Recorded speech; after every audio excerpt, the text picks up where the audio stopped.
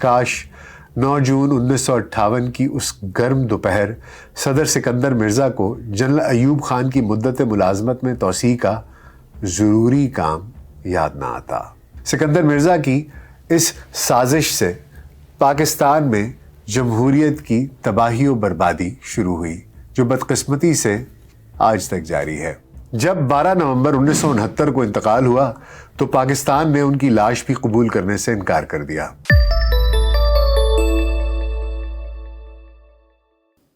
ویلسی pod cost میں doctor ناصر بے کے ساتھ خاکسار آپ کی خدمت میں حاضر ہے۔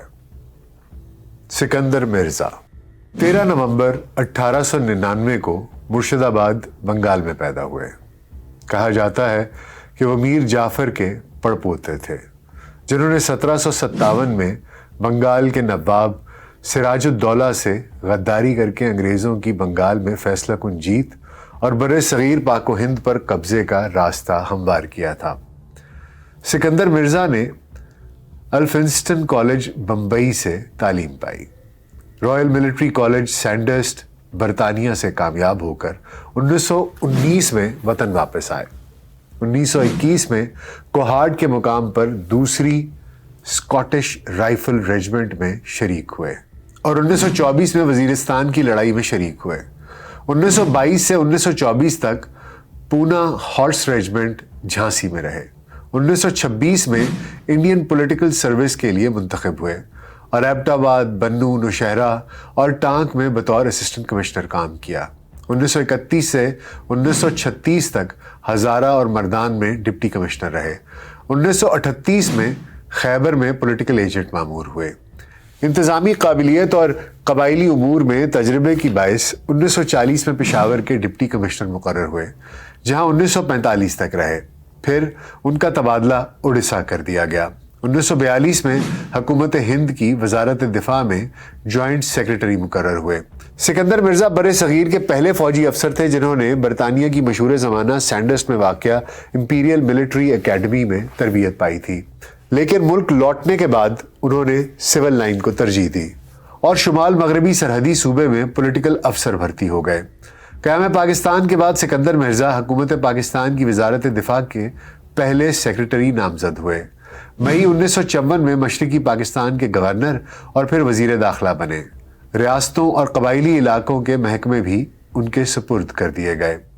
گورنر جنرل ملک غلام محمد کی خرابی صحت کی بنا پر 7 اگست 1955 کو قائم مقام گورنر جنرل مقرر ہو گئے۔ 5 مارچ 1956 کو اسلامی جمہوریہ پاکستان کے پہلے صدر منتخب ہوئے اور 23 مارچ 1956 کو اپنے عہدے کا حلف اٹھایا۔ 7 اکتوبر 1958 کو پہلا ملک گیر مارشل لا نافذ کیا۔ 20 دن بعد 27 اکتوبر 1958 کو chief martial law administrator field marshal Ayub Khan نے انہیں برطرف کر دیا اور جلا وطن کر دیا۔ لندن میں جلا وطنی کے دور میں انہیں ایک ہوٹل میں مینیجر کی جاب بھی کرنی پڑی تھی۔ جب 12 نومبر 1969 کو انتقال ہوا تو پاکستان نے ان کی لاش بھی قبول کرنے سے انکار کر دیا۔ اگر ناہید مرزا کے شوہر نہ ہوتے تو شاید ایران بھی انہیں پورے سرکاری اعزاز کے ساتھ دفن نہ کرتا۔ 9 جون 1958 کی گرم دوپہر کو دھوپ میں شدت کچھ زیادہ تھی۔ مشہور بیوروکریٹ قدرت اللہ شہاب اپنے دفتر میں بیٹھے کام کر رہے تھے۔ اس وقت کے صدر پاکستان صدر سکندر مرزا حسب معمول پورے 1 بجے اپنے کمرے سے اٹھ کر قدرت اللہ شہاب کے دفتر کی کھڑکی کے پاس آئے اور پوچھا، کوئی ضروری کام باقی تو نہیں؟ شہاب نے نفی میں جواب دیا تو سکندر مرزا خدا حافظ کہہ کر ایوان صدر میں اپنے رہائشی حصے کی طرف روانہ ہو گئے۔ تھوڑی دور چل کر وہ اچانک رکے اور مڑ کر تیز تیز قدم اٹھاتے ہوئے واپس قدرت اللہ شہاب کے کمرے میں آ گئے۔ کمرے میں داخل ہوتے ہی وہ بولے، میں ایک ضروری بات تو بھول ہی گیا۔ یہ کہہ کر انہوں نے قدرت اللہ شہاب کی میز سے پریزیڈنٹ ہاؤس کی اسٹیشنری کا ایک ورق اٹھایا اور وہیں کھڑے کھڑے وزیر اعظم فیروز خان نون کے نام ایک 2 سطری نوٹ لکھا کہ ہماری باہمی متفقہ رائے کے مطابق بری افواج کے کمانڈر ان چیف کے طور پر جنرل محمد ایوب خان کی مدت ملازمت میں 2 سال کی توسیع کے احکامات فوری طور پر جاری کر دیے جائیں۔ इस पर उन्होंने मोस्ट इमीडिएट का लेबल अपने हाथों से पिन किया और कुदरतुल्लाह शहाब को हुक्म दिया कि वो अभी खुद जाकर ये नोट प्राइम मिनिस्टर को दें और उनके अमले के हवाले ना करें। ये मुख्तसर सा परवाना बड़ी उजलत और बेपरवाही के आलम में लिखा गया था, लेकिन कागज़ के इस छोटे से पुर्जे ने मुल्क की तारीख का रुख मोड़ दिया।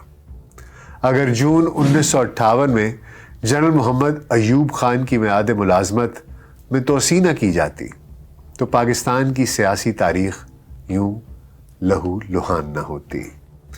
पाकिस्तानी तारीख के इस इंतहाई अहम दिन को पाकिस्तान के पहले फौजी आमिर जनरल अयूब खान ने अपनी किताब जिस रिस्क से आती हो परवाज में कोताही में बड़े मुनफरिद अंदाज में बयान किया है। 9 जून 1958 को सेक्रेटरी दिफा ने मुझे बताया कि आपके ओहदे की मियाद में 2 बरस की तौसी हो गई है। उसका ऐलान दोपहर को होगा। ये तौसी किस तरह अमल में आई और इसके बारे में मेरा रद्द अमल क्या था, इसकी कैफियत इन खुतूत और सिग्नल से वाज़े हो जाएगी।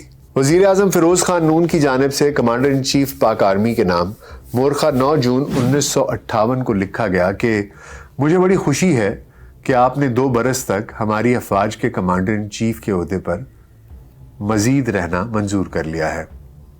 आप अभी बहुत कम उम्र हैं, आपकी उम्र अभी सिर्फ 51 साल है, लेकिन तजर्बे और काबिलियत में निहायत पुख्ता कार हैं। पाकिस्तान मौजूदा हालात में आपकी खिदमात से महरूमी का नुकसान किस तरह बर्दाश्त करेगा, और मुझे यकीन है कि पहले की तरह मुल्क का दिफा आपके हाथों में महफूज रहेगा। कमांडर इन चीफ ने जवाब दिया, मैं अपनी मुलाजमत की तौसी पर आपकी तारीफ़ी और हौसला अफजा पैगाम पर शुक्रगुजार हूँ।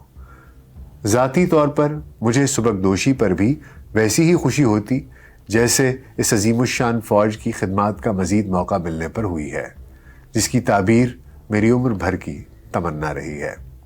बहरहाल मैंने 31 बरस तक इसका नमक खाया है और मैंने जो कुछ हासिल किया इसकी बदौलत, और वो इसी की मिल्कियत है। आप मुतमईन रहें, मेरी बेहतरीन खिदमात फ़ौज और उसके ज़रिए मुल्क की खिदमत के लिए वक्फ रहेंगी। तारीख़ बताती है कि 1948 में कायद आज़म ने फ़ौजी अफसर अयूब खान को महाजरीन की आबादकारी के सिलसिले में सरदार अब्दुर्रब निश्तर की मुआवनत की जिम्मेदारी दी। सरदार अब्दुर्रब निश्तर ने कायद आज़म को रिपोर्ट पेश की कि अयूब खान ने अपनी जिम्मेदारी पूरी तरह नहीं निभाई और इसका रवैया पेशा वाराना नहीं है। 29 दिसंबर 2001 को डेली डॉन में छपने वाले तनवीर जाहिद के ख़त, जिसका उन्वान डिरेलमेंट ऑफ डेमोक्रेसी था, उसके मुताबिक कायद आज़म ने अयूब खान की फ़ाइल पर लिखा था, मैं इस आर्मी अफसर को जानता हूँ, ये फ़ौजी मामलात से ज़्यादा सियासत में दिलचस्पी रखता है।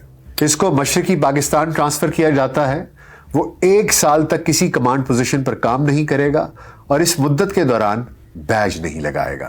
तनवीर जाहिद का दावा है कि ये खुफिया फाइल कैबिनेट डिवीजन में मौजूद है, जिसे अभी तक डीक्लासिफाई नहीं किया गया।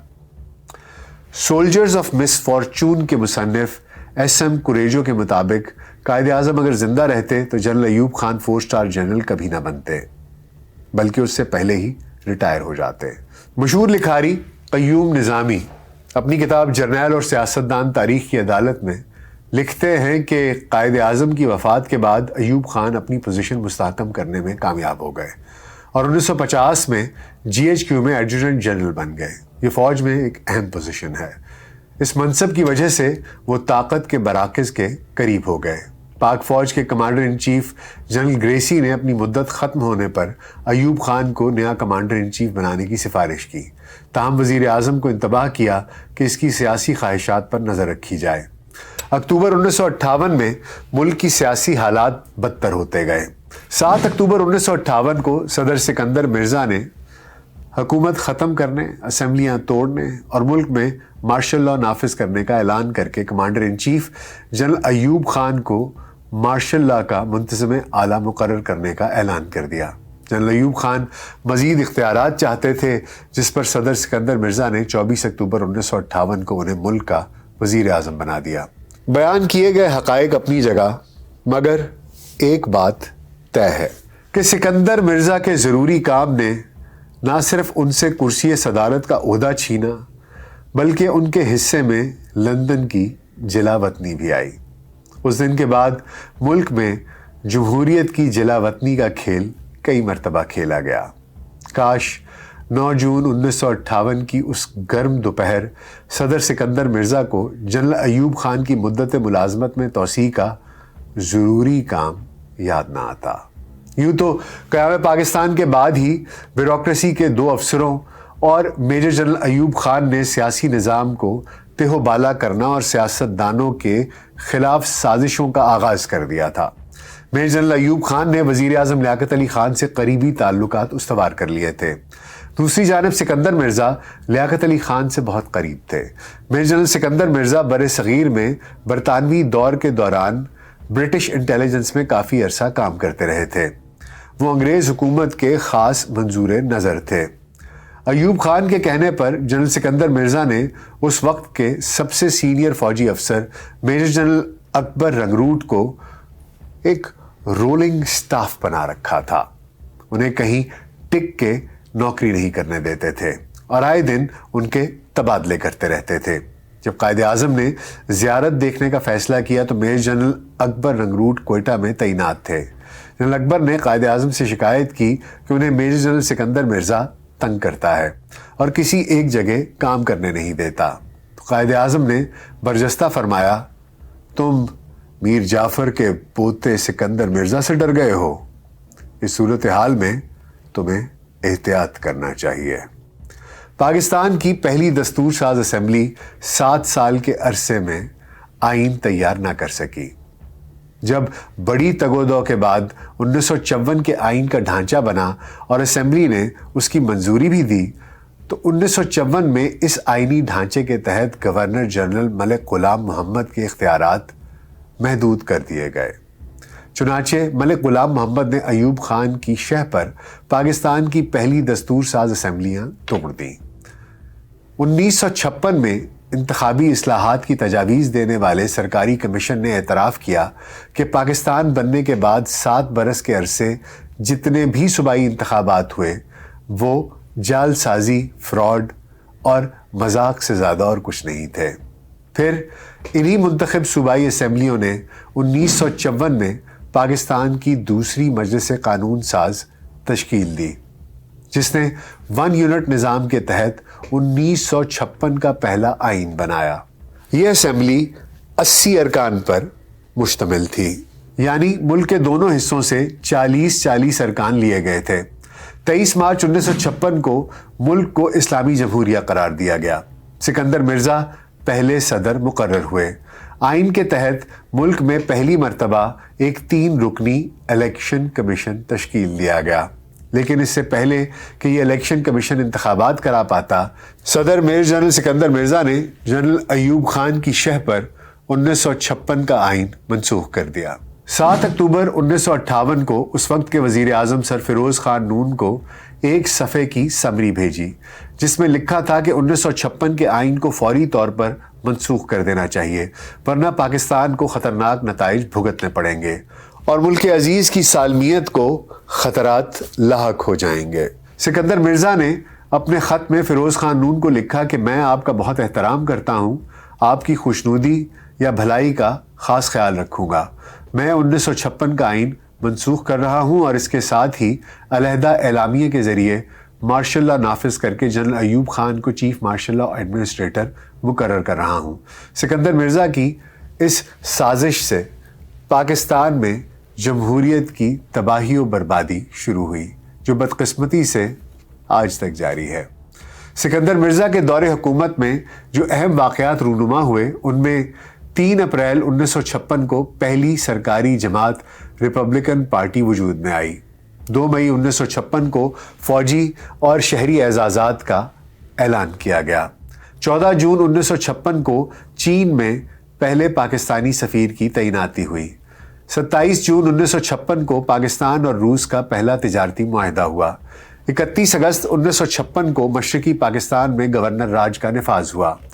10 ستمبر 1956 کو وزیر اعظم چودھری محمد علی مستعفی ہوئے اور حسین شہید سہروردی وزیر اعظم بنائے گئے۔ 17 جنوری 1957 کو پہلی بار پاکستان میں سرکاری طور پر فلمی ایوارڈ دیے گئے۔ 2 فروری 1957 کو صدر سکندر مرزا نے گدو بیراج کا سنگ بنیاد رکھا۔ 8 مارچ 1957 کو سکندر مرزا نے اسٹیٹ بینک کی 12 منزلہ عمارت کا سنگ بنیاد رکھا۔ 20 مارچ 1957 کو صوبہ مغربی پاکستان کی حکومت برخاست اور گورنر راج کا نفاذ ہوا۔ 3 اپریل 1957 کو صوبہ مشرقی پاکستان کی اسمبلی نے مکمل خود مختاری کا بل بھاری اکثریت سے منظور کر لیا۔ 17 ستمبر 1957 کو صوبہ مغربی پاکستان کی اسمبلی نے بھاری اکثریت سے 1 یونٹ توڑنے کی سفارش کر دی۔ ستمبر 1957 اور مارچ 1958 میں پہلی بار ذوالفقار علی بھٹو سرکاری طور پر سامنے آئے۔ اقوام متحدہ کی کانفرنسوں میں ان کی تقاریر کو بے حد سراہا گیا۔ 30 ستمبر 1957 کو الیکشن کمیشن آف پاکستان نے فروری 1959 میں پہلے انتخابات کروائے جا سکنے کا اندیا دیا۔ 18 اکتوبر 1957 کو وزیر اعظم حسین شہید سہروردی برطرف اور آئی چندری گر وزیر اعظم بنائے گئے، اور 11 دسمبر 1957 کو آئی چندری گر وزارت عظمیٰ کے عہدے سے مستعفی ہو گئے اور فیروز خان نون 7ویں وزیر اعظم بن گئے۔ 24 دسمبر 1957 کو اسٹیٹ بینک آف پاکستان نے پہلی بار قائد اعظم کی تصاویر والے نوٹ جاری کیے۔ 9 مئی 1958 کو صوبہ مغربی پاکستان کے سابق وزیر اعلیٰ ڈاکٹر خان صاحب کو قتل کر دیا گیا۔ 6 ستمبر 1958 کو گوادر پاکستان میں واپس شامل ہوا۔ 25 ستمبر 1958 کو ڈپٹی اسپیکر شاہد علی مشرقی پاکستان اسمبلی کے اجلاس کی ہڑبوم میں مارے گئے۔ 6 اکتوبر 1958 کو بلوچستان کی ریاست قلات کے خان نے بغاوت کی جو کچل دی گئی۔ 7 اکتوبر 1958 کو سکندر مرزا نے جمہوریت کی بساط لپیٹتے ہوئے ملک میں مارشل لا لگا دیا۔ 27 اکتوبر 1958 کو سکندر مرزا اپنی بیگم ناہید مرزا کے ساتھ ملک بدر کر دیے گئے۔ سکندر مرزا کے بیٹے ہمایوں مرزا نے 1999 میں نیو یارک سے چھپنے والی کتاب فرام پلاسی ٹو پاکستان میں لکھا ہے کہ میر جعفر کے پوتے سکندر مرزا اگر ایک ایرانی خاتون ناہید سے شادی نہ کرتے تو انہیں ایوان صدر سے نہ نکالا جاتا، کیونکہ فوجی عامر کا خیال تھا کہ غیر ملکی سفارتی اہلکار کی بیوی سے شادی کر کے سکندر مرزا نے اس ضابطے کی خود ہی خلاف ورزی کی ہے جو انہوں نے خود اس وقت بنایا تھا جب وہ پاکستان کے سیکرٹری دفاع تھے۔ اس شادی کی وجہ سے فوج کے جوانوں اور افسروں میں ان کی ساکھ مجروح ہوئی تھی۔ بیگم ناہید سکندر مرزا آخر کون تھی اور ان کی شادی سکندر مرزا سے کیسے ہوئی؟ یہ جاننے سے پہلے یہ جان لیں کہ ناہید مرزا کوئی عام خاتون ہرگز نہیں تھی، بلکہ ان کا تعلق مشہور فاتح امیر تیمور کے خاندان سے تھا۔ ان کے والد ایران کے صوبے خراسان کے بااثر جاگیردار تھے جو مسلسل 13 بار ایران کے پارلیمنٹری ڈیپوٹی منتخب ہو چکے تھے۔ وہ ایران کے وزیر اعظم محمد مصدق کی کابینہ میں پہلے افرادی قوت اور بعد میں داخلہ امور کے وزیر بھی رہے، جبکہ ناہید مرزا کی والدہ ایران قجار کے بادشاہ فتح علی شاہ قجار کی تیسری پشت سے تھیں۔ ان کے بھائی بھی ایران کے سینئر سفارتکار رہے، جن کو دہلی اور ماسکو کے علاوہ لندن میں بھی شاہ کا آخری سفیر ہونے کا اعزاز حاصل ہے۔ ناہید مرزا کی شادی نوجوانی میں ہی ایک کرنل مہدی افخامی سے ہو گئی تھی۔ افخامی کا باپ اور چچا دونوں فوج میں جرنیل تھے، اور افخامی کے بارے میں بھی خیال کیا جاتا تھا کہ وہ بھی ترقی کی منازل جلد طے کرے گا۔ 1951 میں کرنل افخامی کی تقرری کراچی میں ایرانی سفارت خانے میں بطور فوجی اتاشی ہوئی۔ کراچی میں روسی سفارت خانے کی ایک تقریب میں سکندر مرزا کی پہلی ملاقات ناہید افخامی سے ہوئی جب وہ سیکرٹری دفاع تھے۔ ناہید افخامی کی عمر اس وقت لگ بھگ 30 سال اور سکندر مرزا کی 52 سال تھی۔ سکندر مرزا 6 بچوں کے باپ اور ناہید ایک بیٹی کی ماں تھی۔ سکندر مرزا مہمانوں سے ہاتھ ملاتے ہوئے اچانک ناہید افخامی کے پاس آ کر رک گئے۔ ان کی آنکھوں میں نہ جانے انہیں کیا دکھائی دیا کہ انہیں فوراً ناہید سے کہہ دیا کہ تم مجھ سے شادی کرو گی۔ ناہید جانتی تھی کہ سکندر مرزا سیکرٹری دفاع ہیں اور وہ ایک دوسرے ملک کے فوجی اتاشی کی بیوی ہیں۔ ان دونوں میں اگر کوئی چیز قدر مشترک تھی تو وہ صرف یہ تھی کہ ناہید مرزا کی طرح سکندر مرزا بھی اعلیٰ حسب نسب رکھتے تھے۔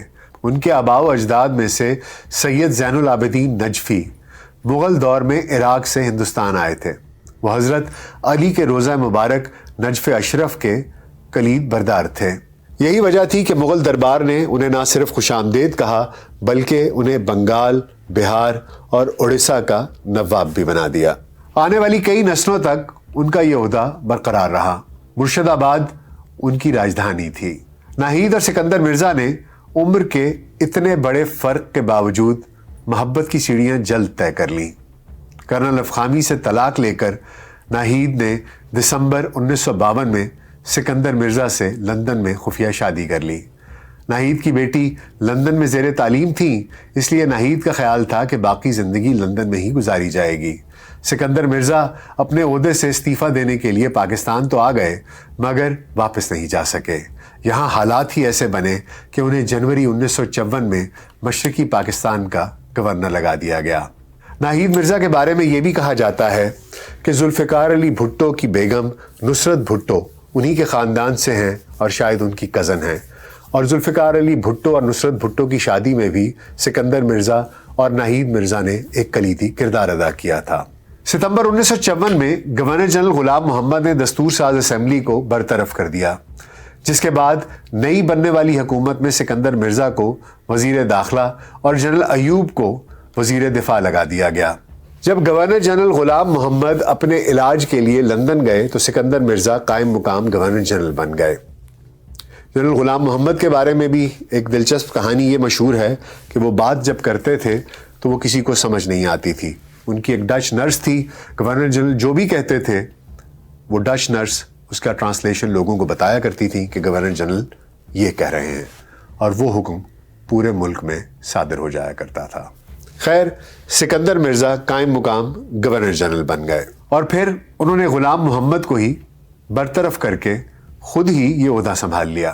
جب 1956 کی اسمبلی نے پاکستان کو اسلامی جمہوریہ قرار دیا تو اسی اسمبلی نے متفقہ طور پر سکندر مرزا کو پہلا صدر منتخب کر لیا۔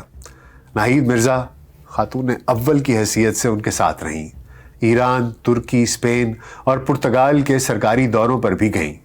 اسی دور میں روسی اور چینی رہنماؤں نے بھی پاکستان کا دورہ کیا۔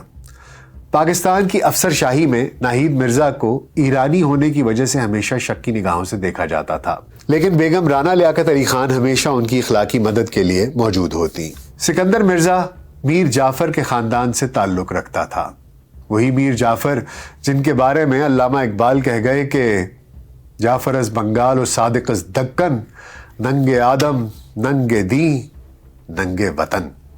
یہ خاندان نہایت امیر تھا اور جس کے انگریز حکومت سے بڑے اچھے تعلقات تھے، تبھی تو انگریز نے انہیں پاکستان کے 10 عہدوں پر فائز کیا۔ اسی لیے اس نے اپنے دور میں اسلامی طرز سیاست، اسلامی تعلیمات اور نظام اسلامی کے نفاذ میں کافی انقلابوں کے باوجود بہت رکاوٹیں کھڑی کیں، جن میں لاہور میں احرار کے 10,000 نوجوانوں کا قتل بھی شامل ہے۔ پاکستان میں دور اقتدار میں اس نے نہایت عیش و عشرت کی زندگی گزاری۔ اسلامی جمہوریہ پاکستان میں سیاسی بحران کے سبب سکندر مرزا نے پاکستان کا پہلا مارشل لاء نافذ کیا، آئین معطل کر دیا، اسمبلیاں توڑ دیں اور اپنے پرانے دوست جنرل ایوب خان کو چیف مارشل لاء ایڈمنسٹریٹر نامزد کیا۔ اس موقع پر میرے عزیز ہم وطنوں والی تقریر تو نہیں کی گئی، مگر ریڈیو اور ٹیلی گراف کی عمارتوں کو گھیرے میں لینے کے لیے چند فوجی دستے ضرور بھیج دیے گئے۔ سکندر مرزا کے اس فیصلے کی تحریری کاپیاں میڈیا کو جاری کی گئیں۔ تاریخ دانوں کی اکثریت کے مطابق یہی وہ ناگزیر فیصلہ تھا جس نے ملک پر ایسی سیاہ رات طاری کر دی جس کے کالے سائے آج بھی پوری طرح سے نہیں چھٹ سکے۔ یہ الگ بات ہے کہ سکندر مرزا کے تحریر کردہ فیصلے کی کاپیاں آنے والے اشروں میں بھی بار بار تقسیم ہوتی رہیں، بس کردار بدلتے رہے، کہانی وہی پرانی رہی۔ مثال کے طور پر دیکھیے کہ اس رات تقسیم ہونے والے فیصلے میں کیا رقم تھا۔ میں پچھلے 2 سال سے شدید تشویش کے عالم میں دیکھ رہا ہوں کہ ملک میں طاقت کی بے رحم رسہ کشی جاری ہے۔ بدعنوانی عروج پر ہے اور ہمارے محب وطن سادہ محنتی اور ایماندار عوام کے استحصال کا بازار گرم ہے، رکھ رکھاؤ کا فقدان ہے اور اسلام کو سیاسی مقاصد کے لیے آلائے کار بنا دیا گیا ہے۔ سیاسی جماعتوں کی ذہنیت اس قدر گر چکی ہے کہ مجھے یقین نہیں رہا کہ انتخابات سے موجودہ داخلی انتشار بہتر ہوگا اور ہم ایسی مستحکم حکومت بنا پائیں گے جو ہمیں آج درپیش لاتعداد اور پیچیدہ مسائل حل کر سکے گی۔ ہمارے لیے چاند سے نئے لوگ نہیں آئیں گے۔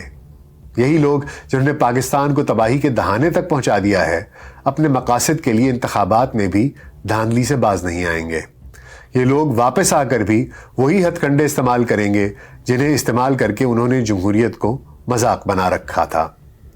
ہم نے دیکھا ہے کہ 1958 سے آج تک لگنے والے تمام مارشل لاؤں میں یہی مضمون نقل ہوتا رہا ہے اور تمام آمروں نے جمہوریت کی بساط لپیٹنے کے لیے کم و بیش ایسے ہی الفاظ دہرائے ہیں۔ بہرکیف مارشل لا کے نفاذ کے بعد سکندر مرزا کے فوجی مشیروں نے انہیں بتایا کہ جب آپ نے آئین معطل کر دیا ہے تو آپ نے خود اپنا عہدہ صدارت بھی ختم کر دیا ہے اور اب آپ حکومت کا نیا سربراہ chief martial law administrator general Muhammad Ayub Khan کو بنا چکے ہیں۔ سکندر مرزا نے اپنا صدر کا عہدہ جاری رکھنے کی کوشش تو کی، لیکن 3 ہفتوں بعد 27 اکتوبر کو مارشل لا کے chief administrator field marshal Ayub Khan نے انہیں ایوان صدر سے بے دخل کر دیا۔ سکندر مرزا افسر شاہی اور فوج کی پروردہ شخصیت تھا، اس لیے ملک کو جمہوریت سے آمریت کی طرف دھکیلنے میں اہم کردار ادا کیا۔ اس کی کوشش تھی کہ وہ صدر کے عہدے پر ہمیشہ فائز رہے، اس لیے اس نے سیاست دانوں کا ایسا گروہ تیار کیا جس نے سازشوں کے تانے بانے تیار کیے۔ سکندر مرزا کے اشاروں پر حکومتیں بنتی اور ٹوٹتی رہیں، لیکن پھر ان کے اقتدار کو بھی آگ لگ گئی۔ اس گھر کو آگ لگ گئی گھر کے چراغ سے۔ اپنے یار غار فیلڈ مارشل ایوب خان کے ہاتھوں ملک سے جلا وطن کر دیا گیا۔ ایوب خان کو انہوں نے خود مارشل لا ایڈمنسٹریٹر بنایا اور پھر اسی کے ہاتھوں رسوا بھی ہوئے۔ آئینی اور قانونی نظام کو لپیٹ کر ملک کو ایک نئی اور انجانی منزل تک پہنچا دینے والی ان دونوں شخصیات کے درمیان نفاق کا پہلا بیج ایوب خان ہی کے ایک مطالبے سے پھوٹا، جب انہوں نے سکندر مرزا سے کہا کہ وہ 2 خط تحریر کریں، ایک وزیر اعظم فیروز خان نون کے نام جس میں بتایا جائے کہ یہ ماورائے آئین قدم کیوں اٹھایا گیا، اور دوسرا خود ایوب خان کے نام جس میں مارشل لا کے تمام اختیارات بلا تردد ان کے سپرد کر دیے جائیں۔ سکندر مرزا نے پہلا خط تو فوری طور پر لکھ دیا، لیکن دوسرا خط لکھنے میں انہیں تامل تھا۔ لیکن 3 دن کی مزاحمت کے بعد یہ کام انہوں نے بالآخر کر ہی دیا، لیکن تب تک دیر ہو چکی تھی۔ ایوب خان کے دل میں ان کے لیے خلش پیدا ہو چکی تھی۔ سکندر مرزا تو یہ کہتے ہیں کہ مارشل لا کے نفاذ کے فوراً ہی بعد ایوب خان کے انداز بدل گئے تھے۔ ان کے بقول ایوب خان اتنے شاطر تھے کہ مکاولی بھی ان سے دھوکہ کھا جاتا۔ ان 2 خطوط کے لکھے جانے کے بعد معاملات درست ہو جانے چاہیے تھے، لیکن ایسا نہ ہو سکا، بلکہ سکندر مرزا کے بقول ایوب خان نے ان سے نگاہ ملا کر بات کرنا بند کر دی۔ اس کے برعکس ایوب خان الزام لگاتے ہیں کہ مارشل لا کے نفاذ کے بعد میاں بیوی کے درمیان اختلافات پیدا ہو گئے اور بیگم ناہید مرزا اور سکندر مرزا کے درمیان ہونے والی لڑائیوں کی آواز باہر تک سنائی دیتی تھی۔ وہ کہا کرتی کہ مارشل لا ایڈمنسٹریٹر کی حیثیت سے تمام تر اختیارات ایوب خان کے پاس چلے گئے ہیں، یوں گویا انہوں نے اپنے ہاتھ خود اپنے ہاتھوں سے کاٹ کر ایوب خان کے ہاتھ میں پکڑا دیے ہیں۔ ایوب خان الزام لگاتے ہیں کہ اپنی بیوی کی باتوں میں آ کر سکندر مرزا اسی راستے پر چل پڑے تھے۔ اس مقصد کے لیے انہوں نے انٹیلیجنس کے ذریعے فوجی دستوں کی نقل و حرکت اور ان کی پوزیشن کے بارے میں بھی جاننے کی کوشش کی، جبکہ ایئر فورس کے ذریعے کئی اہم جرنیلوں کو گرفتار کرانے کی کوشش بھی کی۔ ایوب خان لکھتے ہیں کہ اس سازش کے بے نقاب ہونے کے بعد انہوں نے سکندر مرزا سے ملاقات کی۔ اس موقع پر دونوں شخصیات کے درمیان ہونے والے مکالمے سے واضح ہوتا ہے کہ آنے والے دنوں میں کیا منظر بننے والا تھا۔ ایوب خان: آپ کا ارادہ کیا ہے؟ میں نے سنا ہے کہ آپ فوجی افسروں کی گرفتاری کے احکامات دے رہے ہیں۔ سکندر مرزا: آپ کو غلط اطلاع ملی، اس میں ذرا بھی سچ نہیں۔ ایوب خان: دیکھیے، یہ عیاری اور چال بازی ختم کیجئے، ہوشیار رہیں، آپ آگ سے کھیل رہے ہیں، حالانکہ اس کی کوئی ضرورت نہیں ہے۔ ہم سب آپ کی وفاداری کا دم بھرتے ہیں، پھر آپ ایسی شرارتیں کیوں کر رہے ہیں؟ ایک ایسے صدر کے ساتھ گفتگو میں ایوب خان، جس کی وفاداری کا دم بھرنے کا دعویٰ بھی کرتے تھے، عیاری، چال بازی، آگ سے کھیلنا اور شرارت جیسے الفاظ کا استعمال بھی کرتے ہیں۔ سے یہ ظاہر ہے کہ ایک وارننگ کی حیثیت رکھتا تھا یہ مکالمہ۔ ایک ہی راستے کے مسافروں یعنی مارشل لاء لگانے والے دو طاقتور شخص، ان کے درمیان تیزی سے بڑھنے والی یہ دوریاں کچھ ایسی غیر فطری بھی نہیں تھیں۔ اس کا سبب صدر مملکت کے سیکرٹری قدرت اللہ شہاب بیان کرتے ہیں۔ انہوں نے اپنی خودنوشت میں لکھا ہے کہ مارشل لاء کے نفاذ کے بعد اگلے روز میں ایوان صدر پہنچا تو صدر مملکت یعنی سکندر مرزا وہاں کٹی ہوئی پتنگ کی طرح پھر رہے تھے۔ سبب اس کا یہ تھا کہ آئین کی منسوخی کی صورت میں انہوں نے وہ شاخ بھی کاٹ ڈالی تھی جس پر ان کا یعنی صدر مملکت کا آشیانہ تھا۔ آئین کے خاتمے کے بعد صدر مملکت کا منصب اضافی اور غیر ضروری ہو چکا تھا، جس کے مناظر مارشل لاء کے نفاذ کے اگلے ہی روز دکھائی دینے لگے تھے۔ کچھ ایسی ہی بات ایوب خان نے بھی لکھی ہے۔ ان کے مطابق فوج کے شعبہ قانون نے انہیں مشورہ دیا کہ مارشل لاء کے نفاذ کے بعد صدر کا منصب اضافی ہو چکا ہے، لہٰذا ضروری ہے کہ اس سے نجات حاصل کر لی جائے۔ جنرل ایوب ہو یا سکندر مرزا، دونوں مارشل لاء کی وجہ سیاست دانوں کو قرار دیتے تھے۔ دونوں کا خیال تھا کہ سیاست دان اس ملک کے وفادار نہیں ہیں اور اقتدار کی ہوس میں پاکستان کو تباہ کر دیں گے۔ سکندر مرزا ایک اضافی بات بھی کہتے تھے کہ سیاست دان ایوان صدر کے سامنے جلسے کرتے تھے اور انہیں دھمکیاں اور گالیاں دیا کرتے تھے، حالانکہ اپوزیشن حکمرانوں پر تنقید کیا ہی کرتی ہے۔ یہ کوئی معقول بات نہ تھی۔ خان آف کلات میر احمد یار خان بلوچ کا خیال ہے کہ سکندر مرزا آئندہ انتخابات سے خوف زدہ تھے اور سمجھتے تھے کہ محترمہ فاطمہ جناح اور حسین شہید سہروردی جیسے قد آور رہنماؤں کے مقابلے میں ان کی دال گلنے والی نہیں، وہ کسی صورت الیکشن نہیں جیت پائیں گے۔ اس لیے انتخابات سے فرار کا راستہ اختیار کرنے کے لیے انہوں نے یہ قدم اٹھایا، جبکہ قدرت اللہ شہاب اس حوالے سے کہتے ہیں کہ وہ اگلی مدت کے لیے بھی صدر بننے کی خواہش رکھتے تھے، لیکن 1956 کے آئین کے مطابق ایک صدر رہتے ہوئے صدارتی انتخابات میں حصہ لینے کا اہل نہیں ہوتا تھا۔ آئندہ صدارتی انتخابات میں حصہ لینے کے لیے انہیں مستعفی ہونا پڑتا، لیکن وہ اس کے لیے تیار نہ تھے، لہٰذا مارشل لاء کے نفاذ میں انہیں زیادہ آسانی دکھائی دی۔